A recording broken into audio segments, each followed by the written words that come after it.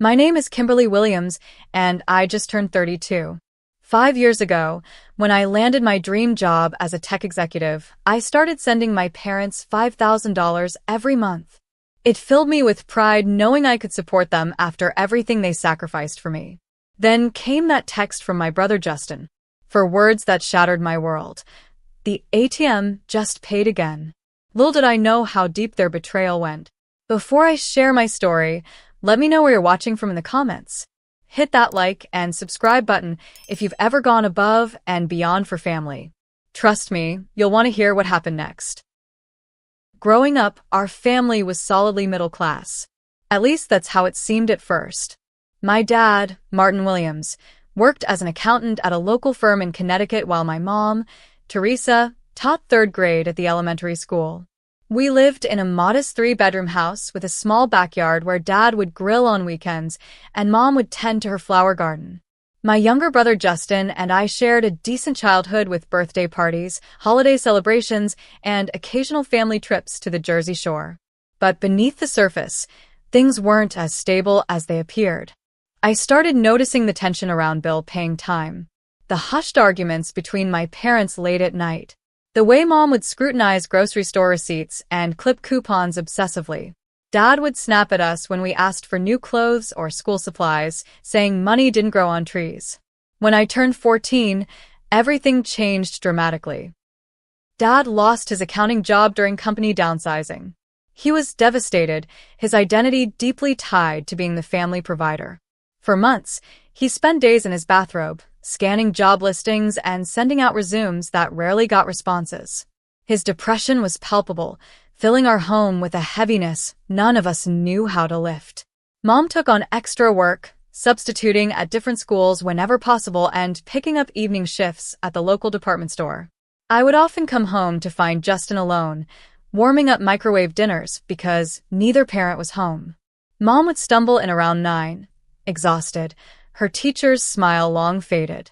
That's when I stepped up. At 15, I got my working papers and landed a job at the local ice cream shop. I worked weekends and after school, standing on sore feet for hours, coming home smelling like sugar and dairy. Every paycheck went straight to Mom, who would tear up gratefully as I handed it over. "You're such a good girl, Kimberly," she would say, tucking the money into her purse. "This helps more than you know." Justin, for years younger than me, was shielded from most of our financial troubles. He remained carefree, playing video games and hanging out with friends while I worked. When he asked why I was always working, Mom would intervene. "Your sister is just saving for college, honey. Don't worry about it." That became the family narrative. Kimberly works because she wants to. Kimberly doesn't mind missing school events. Kimberly is fine eating ramen while we order pizza. No one acknowledged the increasing pressure placed on my teenage shoulders. In high school, I doubled down on both work and academics. I understood education was my ticket out of financial instability. Between shifts at the ice cream shop and later as a waitress at the local diner, I maintained a perfect GPA, joined every academic club that might look good on college applications, and spent countless late nights studying. My hard work paid off when I received a partial scholarship to Boston University. It wasn't enough to cover everything, so I continued working throughout college. While other students enjoyed the full college experience, I juggled 30-hour work weeks with a full course load. My social life was practically non-existent. Dating? Out of the question. I lived on coffee and determination, often studying in the campus library until it closed at 2 in the morning. Dad eventually found work at a smaller accounting firm, but at a significantly lower salary. The financial strain never fully lifted from our family. During college breaks, when I came home, I noticed my parents had aged beyond their years. The constant stress had etched permanent worry lines into their faces. "We're so proud of you," Dad would say, his eyes lighting up when I shared my academic achievements. "You're going to break the cycle." Those words fueled me through 4 grueling years. I graduated summa cum laude with a degree in computer science and business management. When several tech companies started recruiting me, I felt like everything I had sacrificed was finally paying off. I landed a job at Horizon Tech, a rapidly growing company in Boston. My starting salary was more money than my parents had ever made combined. The first thing I did after signing my contract was call home. "Mom, Dad, I did it," I said, tears streaming down my face. "I got the job. I can help now. For real." 3 years into my career at Horizon, I received a major promotion to executive product manager. My salary jumped significantly, and for the first time, I had more money than I needed for myself. The decision to help my parents financially seemed obvious. They had struggled for so long, and despite their flaws, they were my family. "I want to send you guys some money each month," I told them during a weekend visit home. $5,000, just to make things easier. Their reaction was everything I had hoped for. Mom cried. Dad hugged me so tightly I could barely breathe. Even Justin seemed impressed, giving me a rare look of admiration. "You don't have to do this, sweetheart," Mom said, though I noticed she didn't actually decline. "I want to," I insisted. "You sacrificed so much for us. Let me help now that I can." That began the 5-year arrangement. Every month, $5,000 transferred automatically from my account to theirs. In the beginning, they would call to thank me, telling me about bills they had paid off or small indulgences they could finally afford. I felt wonderful, picturing my hardworking parents finally able to relax a little and enjoy life. Little did I know what was really happening behind the scenes. The first hint that something wasn't right came about 2 years into our arrangement. I visited home for Thanksgiving, driving the 3 hours from Boston to Connecticut in heavy holiday traffic. As I pulled into the driveway, I noticed a brand new Lexus SUV parked where Mom's old Honda usually sat. "Whose car is that?" I asked as I lugged my overnight bag up the front steps. "Oh, that's mine," Mom said casually, opening the door to welcome me. We decided it was time for something more reliable. Dad emerged from the living room, looking healthier and more relaxed than I had seen him in years. He was wearing a new-looking golf polo and designer watch I didn't recognize. "There's my successful daughter," he announced, embracing me. "How's the corporate world treating you?" Throughout that weekend, I noticed other changes. The living room had been completely redecorated with high-end furniture. The kitchen sported granite countertops and stainless steel appliances. Mom was wearing jewelry I'd never seen before, and Dad kept mentioning his golf club membership. When I asked about these upgrades, they always had ready explanations. The furniture was on a 0% financing plan. The kitchen renovation was necessary because of water damage. The jewelry was a special anniversary splurge. Everything had a convenient justification that made it hard for me to question further, without seeming petty. Justin arrived late to Thanksgiving dinner, sauntering in without helping with any preparations. At 24, he still lived at home and, as I learned during dinner conversation, had recently quit his job at the local sporting goods store. "I'm taking time to find my true path," he explained when I asked about his employment status. Despite having no income, he was sporting a new iPhone and designer sneakers. "How are you affording all your things without a job?" I asked him privately as we washed dishes after dinner. He shrugged. "Mom and Dad help me out while I'm figuring things out. They understand this is just a phase." Something about this didn't sit right with me, but I pushed the feeling aside. My parents deserved nice things after years of struggle, didn't they? And if they wanted to help Justin, that was their choice. A few months later, I received a call from Mom 3 days before my monthly transfer was scheduled. "Kimberly, honey, I hate to ask, but is there any way you could send this month's money a little early? Dad and I have a payment due, and we're a bit short." "Sure, no problem," I replied immediately. "Is everything okay?" "Oh yes, just a timing issue with bills," she assured me. I sent the money that day. But these timing issues became increasingly frequent. Soon, Mom was calling regularly to ask when exactly the money would arrive. If I ever mentioned having a large expense coming up myself, like when I needed to replace my laptop for work, both parents became noticeably anxious. "You're still sending the usual amount this month, right?" Dad would ask, a hint of worry in his voice. "Of course," I would assure them, feeling a twinge of resentment that they never asked about my financial well-being. During one visit, I arrived early and overheard an argument between my parents in the kitchen. "She'll be here any minute," Mom was saying in a hushed but urgent tone. "Put those brochures away." I cleared my throat as I entered, and they both jumped, looking guilty. A colorful travel pamphlet was hastily shoved into a drawer. "What brochures?" I asked casually. "Oh, just some junk mail," Dad dismissed with a wave. "How was your drive?" Later, when they thought I was napping, I overheard another fragment of conversation. "We can't tell her about the Bahamas trip yet," Mom whispered. "Not until after we've secured the additional funds for the house repairs." House repairs?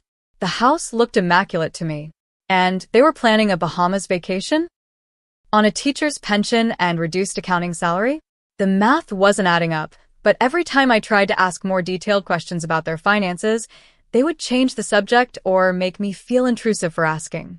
That summer, they threw an elaborate birthday party for Justin, complete with catering and a live band in the backyard.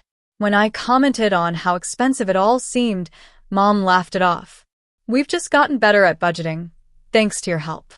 My best friend Alicia Martinez noticed the change in my demeanor whenever I discussed my family. Over dinner at her apartment one night, she finally confronted me. "Kim, I need to ask you something," she said, refilling my wine glass. "How much money are you sending your parents every month?" I hesitated before answering. $5,000.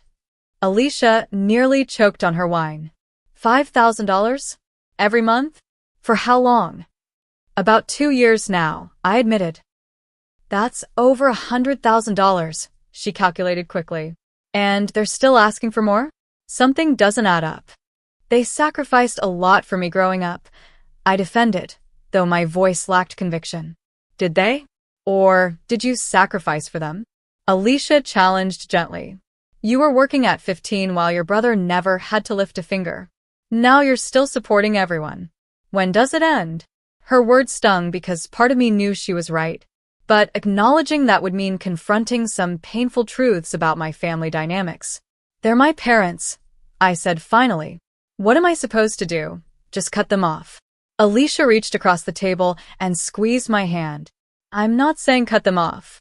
I'm saying you deserve transparency about where such a significant amount of your money is going. And maybe some gratitude, too." I nodded, but changed the subject. Deep down, questions were multiplying, but family loyalty kept me from pursuing answers too aggressively. Around the 3-year mark of our arrangement, I noticed my parents had stopped expressing gratitude altogether. The monthly transfer had become an expectation rather than a gift. If I visited, they would often mention expensive purchases or plans within hours of my arrival, as if reminding me of the lifestyle I was funding. One particularly painful incident occurred during a family dinner with some of their friends. Someone asked what I did for a living, and I explained my role at Horizon Tech. "Our daughter has always been the responsible one," Mom interjected with a laugh. "Thank goodness someone in the family knows how to make money." Everyone chuckled, but the comment felt dismissive of all my hard work. It wasn't just about making money. I had sacrificed and struggled for years to get where I was. The way she phrased it made it sound like I was simply lucky rather than dedicated and hardworking. Later that evening, I overheard Dad talking to one of his friends on the back porch. "College expenses these days are criminal," his friend was lamenting. "I've got 2 in school now, and it's bleeding us dry." "That's why you should have invested in a daughter like Kimberly," Dad replied with a laugh. "Best retirement plan we ever made." I froze just outside the door, a cold feeling spreading through my chest. Is that how they viewed me? As an investment? A retirement plan? I retreated to my old bedroom before he could see me, fighting back tears. The incident that should have been my final warning came when I was briefly hospitalized for exhaustion and dehydration after pushing myself too hard at work during a critical product launch. I called my parents from the hospital, thinking they would be concerned. "Oh no, that's terrible timing," Mom said after I explained where I was. "We were counting on this month's money for the contractor deposit. Not are you okay? Or do you need anything? But concern about whether I would still send money." I was discharged the next day and sent the transfer as usual, telling myself they were just worried about their plans being disrupted and not deliberately being insensitive. But the seed of doubt had been planted. It was growing stronger with each interaction, though I continued to water it with excuses and justifications born of familial obligation. I wasn't ready to face what was becoming increasingly obvious. Little did I know, the undeniable truth was about to hit me like a freight train. It happened on an ordinary Tuesday. I was working from home, finalizing a presentation for an important client meeting, when my phone buzzed with a text from Justin. The ATM just paid again. We should hit Mackey's for drinks tonight before Mom and Dad blow it all on their secret project. I stared at the message, confusion giving way to a sickening realization. This wasn't meant for me. Justin had obviously sent it to the wrong person. My fingers hovered over the keyboard as I tried to formulate a response. Before I could, 3 dots appeared, followed quickly by another message. "Oh, God, Kim, I'm so sorry that wasn't for you." Then, immediately after, "It was just a joke between friends." My hands were shaking as I typed. 3 dots appeared and disappeared several times. Justin was clearly panicking, trying to figure out how to explain. Finally, a message came through. "Can I call you?"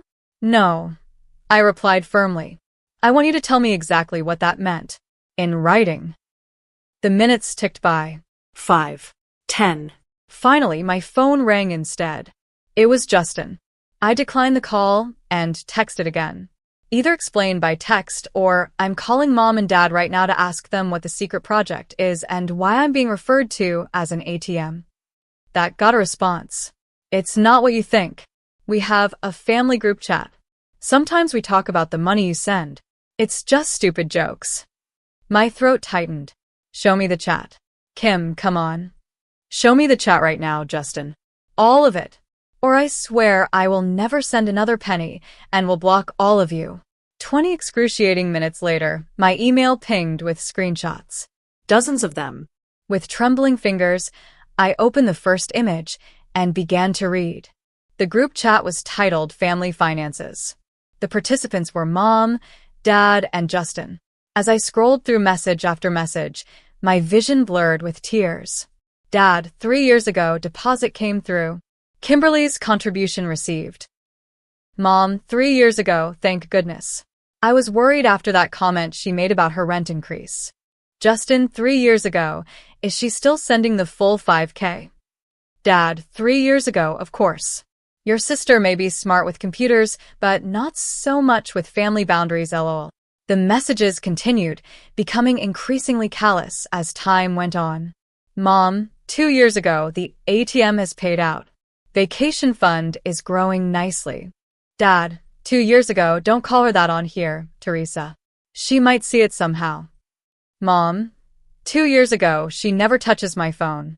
Besides, she's too busy working to visit anyway." The casual cruelty intensified with each screenshot. They discussed strategies for ensuring I kept sending money. They celebrated purchases made with Kimberly's dollars. They complained when I briefly mentioned financial stress during company restructuring. "Justin, 1 year ago, should we be worried? Kim said something about budget cuts at her company." "Dad, 1 year ago. I already handled it. Told her about that fictional medical test I needed. She'll keep paying." "Mom, 1 year ago, Martin, you're terrible. But it worked, didn't it? The fictional medical test." I remembered that conversation clearly. Dad had called, sounding worried, saying he needed some specialized cardiac screening not covered by insurance. I had been concerned and immediately offered to help cover the costs. There had been no test. It was all a manipulation. The most recent messages were the most devastating. "Dad, 1 month ago, lake house closing next week. Don't forget we're telling Kimberly it's for roof repairs on this house." "Mom, 1 month ago, she never checks anyway. Too trusting for her own good." "Justin, 1 month ago, when do I get my new car? You promised once the lake house was secured." "Mom, 1 month ago, your sister's bonus season is coming up. We'll ask for extra then." "Dad, 1 month ago, maybe we should start mentioning grandchildren. That might open up the vault even more, lol. They had bought a lake house with my money. After telling me they needed help with essential home repairs. They were planning to manipulate me for more, by dangling the prospect of grandchildren. And they found it amusing. The final screenshots showed discussions about a family vacation to Europe. A vacation I knew nothing about because I hadn't been invited. Justin, 2 weeks ago, should we invite Kim to Europe? Dad, 2 weeks ago, and have her see how we're spending? Bad idea. Mom, 2 weeks ago, besides, she'd probably just work the whole time. You know how she is. I sat in stunned silence, phone clutched in my hand, as tears streamed down my face. 5 years. 60 months. $300,000. All while they laughed behind my back, called me an ATM, and deliberately excluded me from family experiences my money had funded. Through blurry eyes, I scrolled back further, looking for any indication that they appreciated me beyond my financial contributions. Any expression of love or concern for my well-being. There was nothing. My phone buzzed again. Justin. Kim, please say something. I couldn't respond. I couldn't form words. My entire understanding of my family relationship had just been shattered. The sacrifices I'd made since I was 15 years old. The extra shifts I'd worked. The social events I'd missed. The relationships I'd neglected. All to help a family that saw me as nothing more than a cash dispenser. Instead of responding to Justin, I opened my banking app and stared at the scheduled transfer set for the following week. $5,000. My finger hovered over the cancel button, but I couldn't press it yet. Despite everything, some twisted sense of obligation still held me back. I needed to see more. Summoning my technical skills, I requested access to the shared family cloud storage account I had set up and paid for years ago. They had apparently forgotten I had administrator access. Within minutes, I was scrolling through family photos I'd never seen before. My parents and Justin at the beach house I knew nothing about. Holiday celebrations I hadn't been invited to. A family cruise from the previous summer. My brother's extravagant 26th birthday party with dozens of guests in what appeared to be a rented venue. The most painful discovery was a folder labeled Lake House Closing. It contained photos of my parents and brother, champagne glasses raised, standing in front of a beautiful waterfront property. The date stamp was just 2 weeks ago. The caption on one photo read, Freedom 59, early retirement here we come. Early retirement funded entirely by me, while I worked 60-hour weeks in Boston. I continued digging and found a spreadsheet titled Kimberly Fund Allocation. It detailed exactly how they had spent my money over the years. The mortgage payoff on their primary home. Justin's living allowance. The down payment on the lake house. Vacations. Golf club membership. Luxury purchases. Less than 10% had gone to actual bills and necessities. At the bottom of the spreadsheet was a section labeled Future Asks, with notes on how to approach me for additional funds beyond the monthly transfer. Ideas included medical emergencies, home repair emergencies, and eventually grandchild educational fund, with a note that read, she'll definitely go for that one. It was all so calculated, so deliberate. The betrayal wasn't just financial.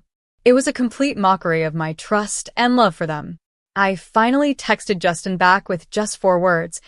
I've seen enough. Thanks. Then I turned off my phone, called in sick to work for the first time in my career, and fell apart completely. The next 72 hours passed in a blur of tears and disbelief.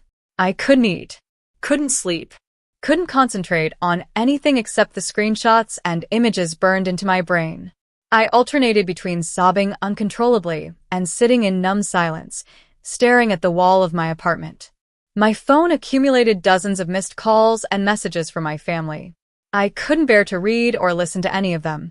What possible explanation could justify years of such calculated deception? On the 3rd day, my doorbell rang. I ignored it until a familiar voice called through the mail slot. Kimberly Williams, I know you're in there. Open this door right now, or I'm calling the super to do a welfare check. It was Alicia. Somehow, she always knew when I needed her most.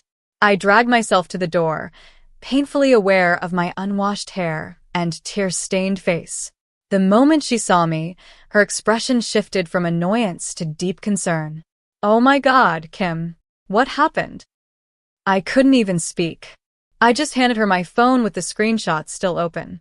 She sat on my couch, scrolling silently, her expression darkening with each swipe. "These absolute monsters," she finally whispered. I knew something was off, but that broke the dam again.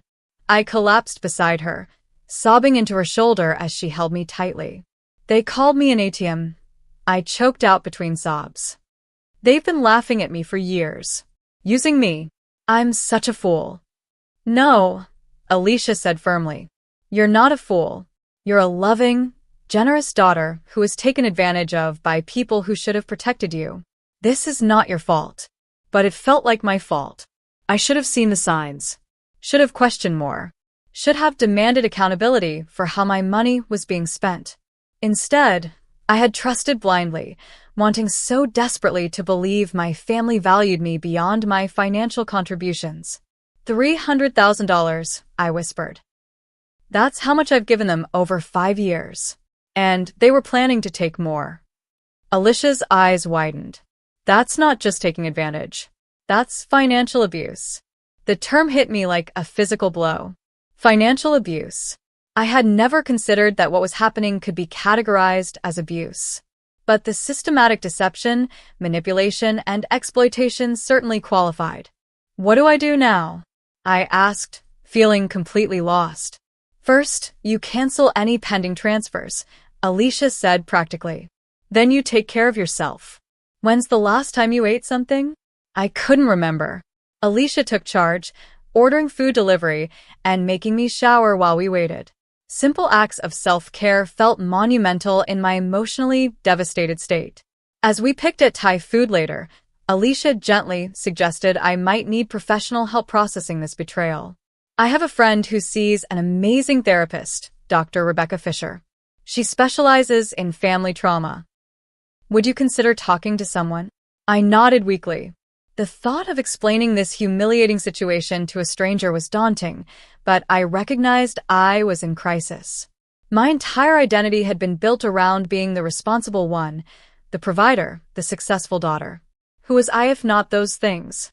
The next morning, I called my boss for the first time in my career to request emergency personal leave. "I need 2 weeks," I explained, my voice still raw from crying. "Family emergency." "Of course," she replied, concern evident in her voice. "Take whatever time you need. Your projects can wait." The irony wasn't lost on me. A family emergency caused by my family. That afternoon, I had my first video session with Dr. Fisher. She was a calm, straightforward woman in her 50s with kind eyes and zero tendency toward pity, which I appreciated. "Tell me what brought you here today, Kimberly," she said. I recounted the whole sordid story, showing her some of the screenshots when words failed me. She listened without interruption, occasionally nodding or making brief notes. "What you're experiencing is a profound grief," she said when I finished. "You're not just losing money. You're losing the family you thought you had, the relationship you believed existed." That framing helped me understand why this felt worse than any breakup or professional setback I'd ever experienced. I was grieving the death of my family, as I had understood it. "The physical symptoms you're describing, insomnia, anxiety attacks, loss of appetite, these are normal trauma responses," Dr. Fisher continued. "Your nervous system is in a state of high alert.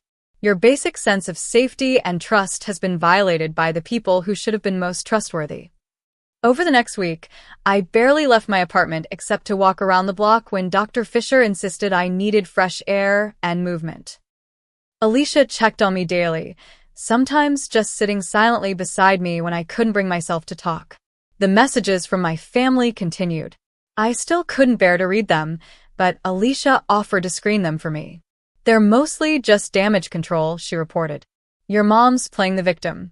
Your dad's minimizing. Justin seems genuinely remorseful, but it's hard to tell if that's just because he got caught." I nodded, unsurprised by these reactions. They aligned perfectly with the family dynamics I now recognized had been present all along. As the initial shock began to fade, new emotions emerged. Rage unlike anything I'd ever experienced. How dare they treat me this way after everything I'd done for them? Humiliation at having been so thoroughly duped. And a deep, aching sense of loneliness. I had always thought that no matter what happened in my life, I had my family. Now I realized I'd never truly had them at all. I feel like such an idiot. I confessed during my 4th therapy session. All those red flags. The new car.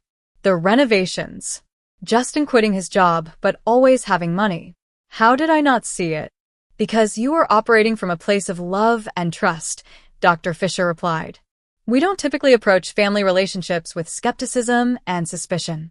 That's normal and healthy. What's not normal or healthy is how they exploited that trust.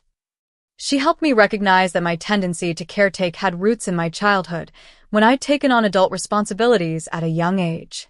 I had been conditioned to put my family's needs above my own, to find my worth in what I could provide rather than who I was. You learned early that love and worth were tied to utility, she explained. That's a lesson you'll need to unlearn. You have inherent value separate from what you can do for others. By the end of my 2-week leave, I had made some progress. I was eating regularly again. The panic attacks had subsided. I could discuss the situation without immediately dissolving into tears. But I still hadn't responded to any family communications or decided what to do next. You don't have to make any permanent decisions right now, Dr. Fisher assured me. But I do think you need to establish some boundaries for your own well-being. Boundaries? The concept was almost foreign to me when it came to my family. I had never said no to them. Never withheld help when asked. Never put my needs first. The thought of doing so now filled me with both terror and a strange sense of liberation. The night before returning to work, I finally opened the family group chat I had been added to after Justin's accidental text. There were dozens of messages, evolving from confusion to panic to various manipulation tactics as they realized the severity of the situation. Mom, Kimberly, you're misunderstanding everything. Call me right away. Dad. This is all being blown out of proportion. The chat was just jokes. Justin, I'm so sorry, Kim. I never should have gone along with any of this. Mom, after everything we've done for you, you owe us at least a conversation. Dad, do you know how much it costs to raise a child? We invested in your future. The most recent message was from my mother, sent just hours earlier. If you care about this family at all, you'll stop this childish, silent treatment and talk to us. If I cared about this family, the irony was staggering. I closed the chat without responding. I wasn't ready yet. First, I needed to reclaim what they had taken from me, not just money, but my sense of agency and self-worth. With Dr. Fisher's guidance, I began formulating a plan for the confrontation I knew was inevitable. I needed to face them on my terms, not theirs. And I needed to be stronger before I did. After 2 more weeks of therapy and careful preparation, I felt ready to confront my family. Dr. Fisher had helped me script key points I wanted to communicate and practiced responses to likely manipulation tactics they might employ. Remember, she cautioned during our final prep session, they've had years to perfect their methods of controlling and manipulating you. Don't expect them to suddenly become self-aware or genuinely remorseful when confronted. I decided to meet them on neutral ground, initially suggested a restaurant, but Dr. Fisher advised against public locations for potentially volatile emotional confrontations. Instead, I would go to their house, but with safeguards in place. Alicia would drive me there and wait outside. I would record the conversation on my phone for my own protection and future reference if I began to doubt myself. I set a firm 2-hour time limit and prepared an exit strategy. I texted the family group chat for the first time. I'll be coming to the house Saturday at 1 p.m. to talk. All 3 of you need to be there. The responses were immediate. Relief, declarations of love, assertions that this was all a big misunderstanding. I didn't respond further. Their words meant nothing to me now. I needed to see their faces when I confronted them with the truth. Saturday arrived crisp and clear. Alicia squeezed my hand as she parked across the street from my parents' house. I'll be right here the whole time, she promised.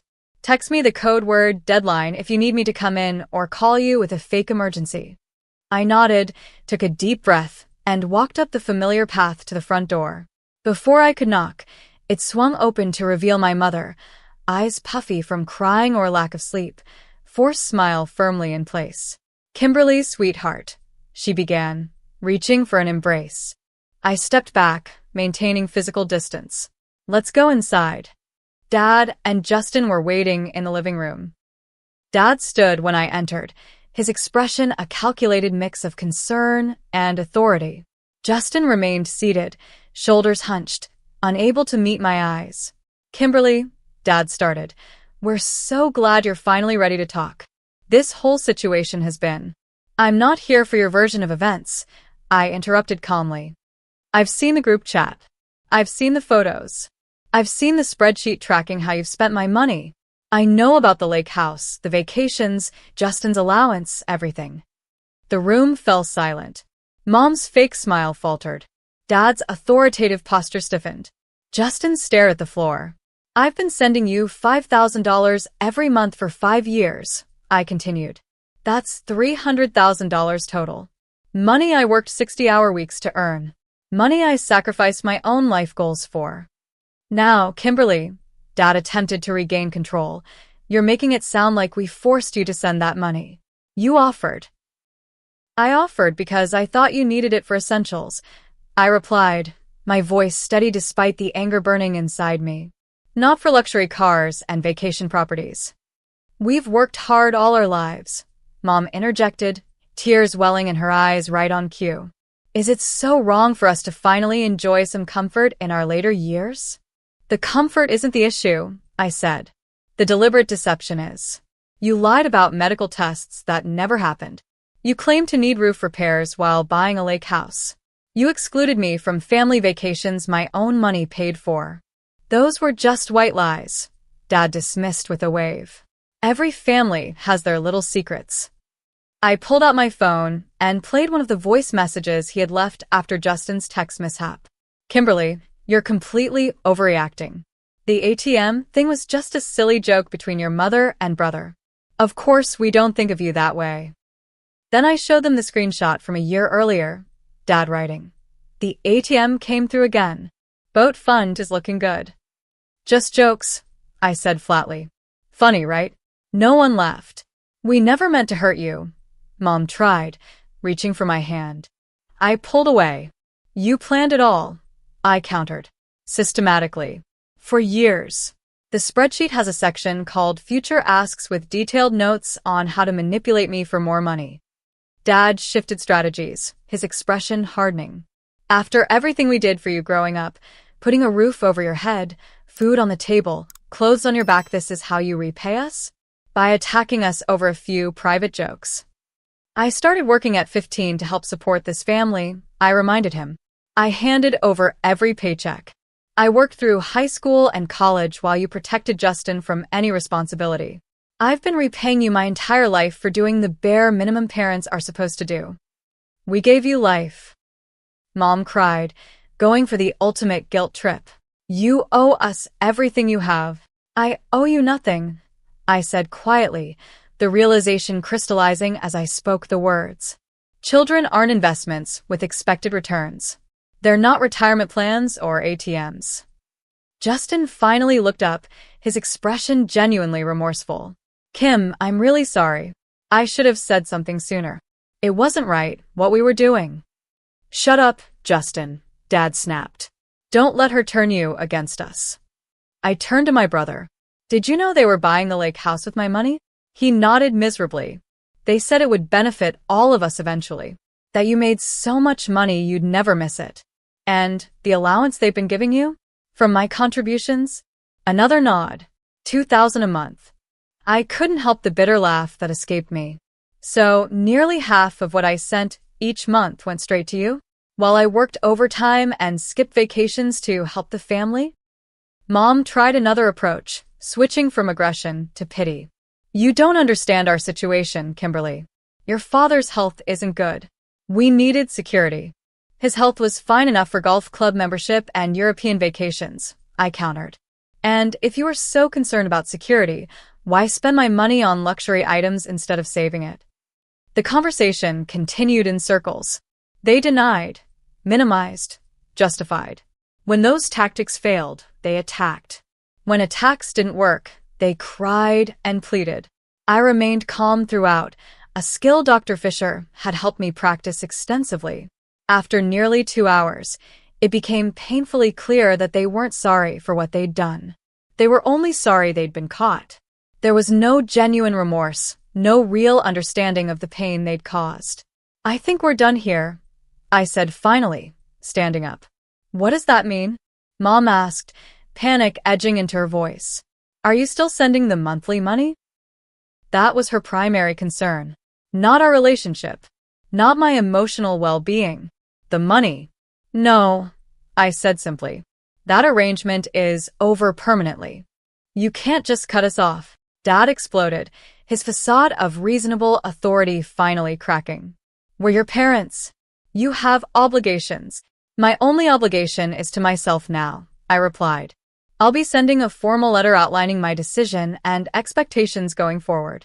I suggest you adjust your financial plans accordingly." I turned to leave, but Justin jumped up to follow me to the door. "Kim, wait," he said quietly, out of earshot of our parents. "I really am sorry.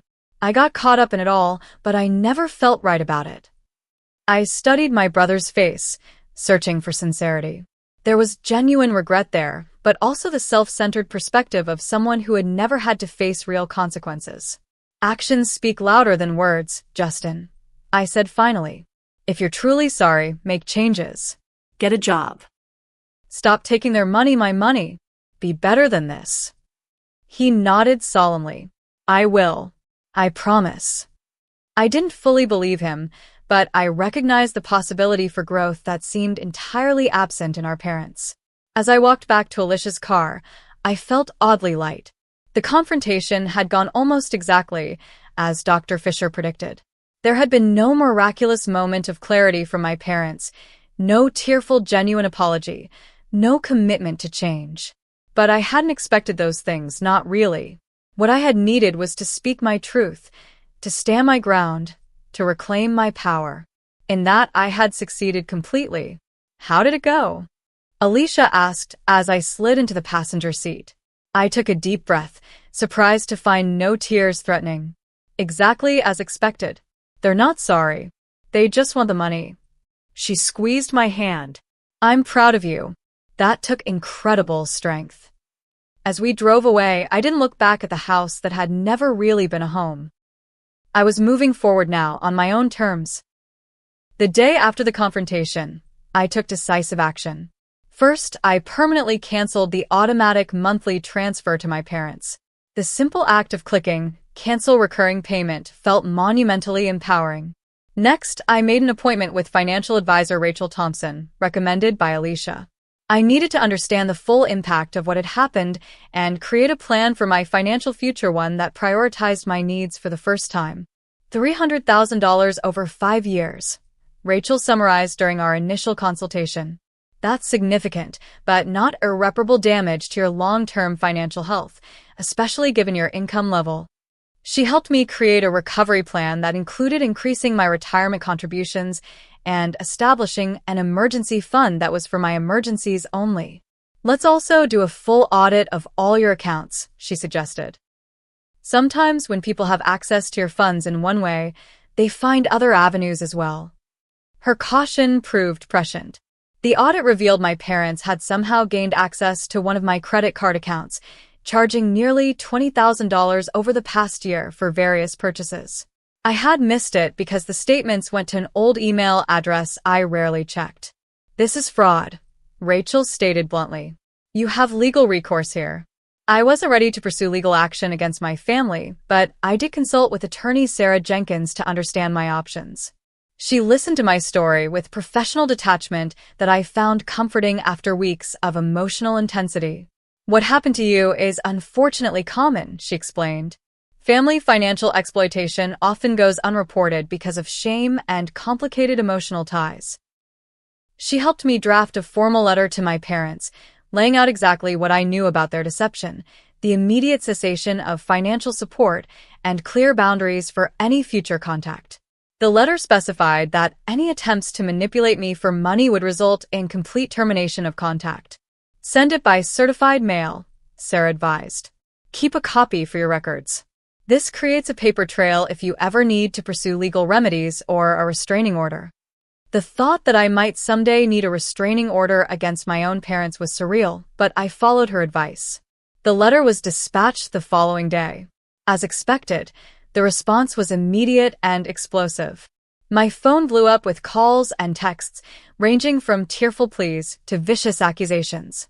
I didn't respond to any of them, following Dr. Fisher's guidance about maintaining no contact during this critical boundary establishing phase. My parents tried every avenue to reach me. They contacted colleagues whose numbers they had from previous family gatherings. They showed up at my apartment building, only to be turned away by security after I had placed them on a restricted visitor list. They even created new email addresses when I blocked their primary ones. The most difficult test came when my father's sister, Aunt Linda, called me. I had always been close with her and answered without thinking. "Kimberly, honey," she began gently. "I'm worried about you. Your parents say you've cut them off completely, without explanation. That's not like you. Did they tell you why?" I asked, already knowing the answer. "They said you've become obsessed with money since your promotion and have forgotten family values. That you're punishing them for some perceived slight." I laughed without humor. "Ask them about the lake house they bought with my money while telling me they needed help with medical bills. Ask them about the group chat where they called me their ATM." Silence followed. "Then, there must be some misunderstanding." "There's no misunderstanding, Aunt Linda. I have screenshots, photos, spreadsheets. They systematically deceived me for years to fund their early retirement and Justin's lifestyle." More silence. "I don't know what to say." "You don't have to say anything. But please don't call me again as their messenger. I'm establishing necessary boundaries after serious financial exploitation." That conversation, while painful, helped me practice articulating what had happened without shame or doubt. Each time I told my story, whether to Aunt Linda, to my therapist, or later to a small circle of trusted friends, it became easier to own my experience without feeling humiliated by it. As weeks passed, the desperate communications from my parents gradually decreased in frequency, though they occasionally tried new tactics. The most manipulative was an email from Mom claiming Dad was in the hospital with heart problems. Dr. Fisher had warned me to expect health emergency claims as a common manipulation strategy. "Verify independently before responding," she had advised. I called the hospital Mom had named. No patient by my father's name was registered there. Another deception, another confirmation that maintaining my boundaries was the right decision. Justin was the only family member who seemed to be making genuine changes. He texted occasionally, not asking for anything but simply checking in or sharing small updates about his life. He had found a job at a local marketing firm and moved into a shared apartment with friends. "I'm paying my own way for the first time," he wrote. "It's harder than I expected, but also feels good. I think I understand a little of what you've been doing all these years." It was a small step, but significant, coming from someone who had never had to take responsibility before. Professionally, I threw myself back into work with renewed focus. The clarity that came from removing the constant financial drain and emotional manipulation allowed me to channel my energy into projects I was passionate about. 6 months after cutting financial ties with my family, I received another promotion and substantial raise. "You've been exceptionally focused and innovative these past months," my boss commented during my performance review. "Whatever personal issues you were dealing with earlier this year, you've clearly overcome them." I smiled, knowing she couldn't possibly understand the magnitude of the transformation I'd undergone. It wasn't just that I had more money in my bank account. I had reclaimed my agency, my self-respect, and my future. The holiday season presented a new challenge. For the first time in my life, I wouldn't be spending Thanksgiving or Christmas with my family. The realization hit me harder than expected, triggering a wave of grief for the family I had thought I had. "It's normal to mourn the loss of family traditions, even when the relationships were unhealthy," Dr. Fisher reassured me. "Consider creating new traditions that reflect your values and priorities." Taking her advice, I decided to host a chosen family Thanksgiving at my apartment. I invited Alicia, her boyfriend, 2 colleagues who couldn't travel home, and my new friend Michael, whom I'd met through a work conference. As we sat around my dining table, sharing stories and laughter, I felt a different kind of belonging than I'd ever experienced with my biological family. These people chose to be here with me, not because of obligation or what I could provide, but simply because they enjoyed my company. Michael stayed after others had left, helping me clean up. Our friendship had been slowly evolving into something more, though I'd been hesitant to pursue it given my emotional state. "This was really special," he said as we washed dishes side by side. "Thank you for including me." "Thank you for coming," I replied. "It meant a lot to have you here." "I've noticed something," he said thoughtfully. "When I first met you at that conference, you seemed guarded. Always checking your phone, worried about something. You're different now, more present." I hadn't realized the change was so visible to others. I was carrying a heavy burden then, financial and emotional. "I've put it down now." "It looks good on you," he said simply. Freedom. Freedom. That was exactly it. For the first time since I was 15 years old, I wasn't responsible for anyone's financial well-being but my own. The money that I earned through my hard work and sacrifice was mine to allocate according to my own values and priorities. The weight of manipulated obligation had been lifted. I understood then that what I had done wasn't selfish or cruel, as my parents had claimed. It was necessary and long overdue. The chains I had broken weren't just financial. They were psychological chains forged in childhood that had kept me bound to an unhealthy dynamic where my worth was measured only by what I could provide. Taking back control of my finances had been just the beginning. I was taking back control of my entire life, one boundary at a time. 1 year after discovering the devastating truth about my family's deception, I sat in Dr. Fisher's office for what we had agreed would be our final regular session.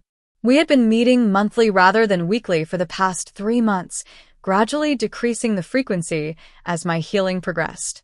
"How would you describe your emotional state now compared to when we first met?" she asked. I considered the question carefully. A year ago, I felt completely shattered, like my entire understanding of my family and my place in it had been a lie. Now, I feel whole, not the same as before, but stronger in the broken places. She nodded approvingly. "That's a beautiful description of post-traumatic growth. You've not just recovered from the betrayal, you've used it as a catalyst for profound positive change." The changes were indeed profound. After cutting financial ties with my parents, I had discovered resources. I never knew I had money, certainly, but also time, emotional energy, and creative capacity that had previously been drained by their constant demands and manipulations. I had established clear, non-negotiable boundaries with my family. My parents were still in my life, but in a very limited and structured way. After 6 months of no contact, I had allowed a tentative reconnection on my terms, monthly phone calls, no discussion of money, and immediate termination of the call if they employed guilt or manipulation tactics. "How are those monthly calls going?" Dr. Fisher inquired. "Better than expected," I admitted. "They're still themselves, but the power dynamic has completely shifted. They know I'll hang up the moment they cross a line, and I've done it several times. Now they're much more careful." "And how does that make you feel?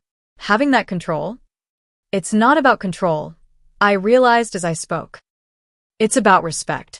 For the first time, I'm requiring them to treat me with basic respect if they want a relationship with me. The sad thing is, I don't think they really want a relationship that doesn't include financial benefit.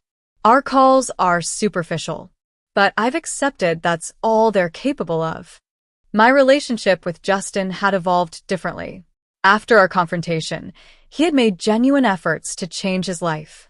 He had maintained steady employment for nearly a year, moved into his own apartment, and even started paying back some of what he had taken from me, a gesture I appreciated more for its symbolism than the actual amount.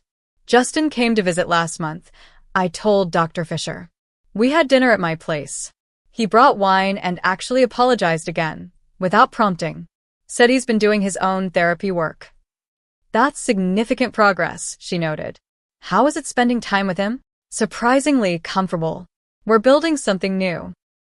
Not based on our old family dynamics, but as two adults who share history and are choosing to be in each other's lives. The most dramatic change had been in my relationship with myself. I had always defined my worth through achievement, productivity, and what I could provide for others. Learning to value myself intrinsically, regardless of external contributions, had been the most challenging and rewarding aspect of my healing journey. Part of that journey involved establishing the Williams Future Fund, a small foundation I created to provide scholarships and mentoring to working students from financially unstable backgrounds. The irony wasn't lost on me that I was still sending money to help others, but this time it was a conscious choice aligned with my values, not a manipulation based on exploitation. The foundation has been incredibly fulfilling, I shared. Last week I met our first 5 scholarship recipients. Seeing their determination and gratitude, it was healing in a way I hadn't anticipated.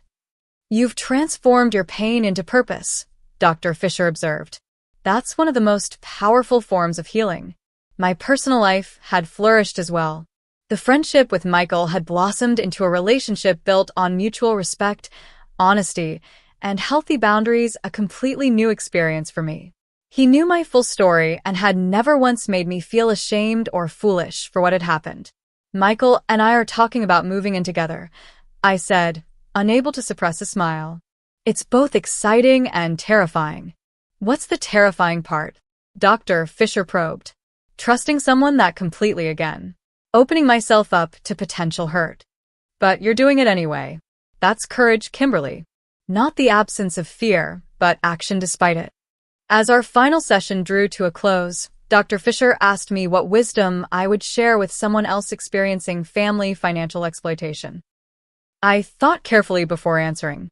I would tell them that family relationships shouldn't come with price tags. That love shouldn't be transactional. That they deserve to prioritize their own well-being without guilt. And most importantly, that they're not alone. This happens to so many people, but we don't talk about it because of shame. "Would you have been ready to hear that a year ago?" she asked. "Probably not," I admitted. I needed to come to those realizations in my own time, through my own journey. We ended our therapeutic relationship that day, though she left the door open for check-ins or future sessions if needed. Walking out of her office for the last time as a regular client, I felt a sense of graduation, a milestone achieved in the ongoing work of healing and growth. That evening, I sat on my balcony watching the sunset over Boston, reflecting on the painful but necessary wisdom I had gained. The betrayal had cost me the illusion of family, as I had understood it. But it had given me something far more valuable: authentic connection with others and myself, freedom from exploitative obligation, and the profound knowledge that I was enough, just as I was, without having to buy love or approval. My phone buzzed with a text from Michael. "Dinner still on for 7? I have news about the apartment we looked at." I smiled as I replied affirmatively. Life moved forward. Not in the direction I had once imagined, but towards something potentially richer and more genuine than I had known was possible.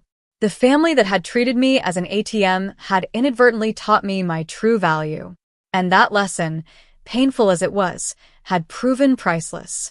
Have you ever had to establish difficult boundaries with family members over money issues?